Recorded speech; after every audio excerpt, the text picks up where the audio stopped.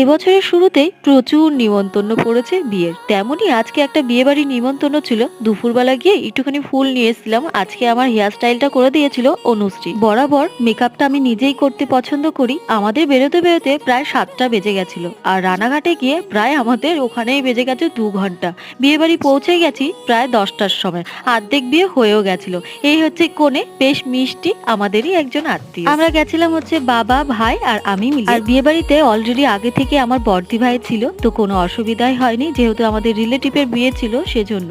আর আমরা যেহেতু বললাম যে বিয়েতে যেতে যেতে অর্ধেক বিয়ে হয়ে গেছে, ওখানে বিয়ে বাড়ির ডেকোরেশনটা আমার খুব ভালো লেগেছে। বিয়ে বাড়িতে সব থেকে ভালো লেগেছে এই গান বাজনার আয়োজনটা, বেশ ভালোই লাগছিল শুনতে। আর এই হচ্ছে আমার বড়দি ভাই, ওকে মেকআপ করাতে তো চেনাই যাচ্ছিল। আর এই হচ্ছে আমার সাঙ্গ পাঙ্গ, এই হচ্ছে নতুন বর বউ, বেশ ভালো মানিয়েছে। আমরা একটুখানি ফটো মটো তুলছিলাম আর তোমাদের সঙ্গে নেক্সট পার্টে শেয়ার করব যে আমরা কি কি খেলাম।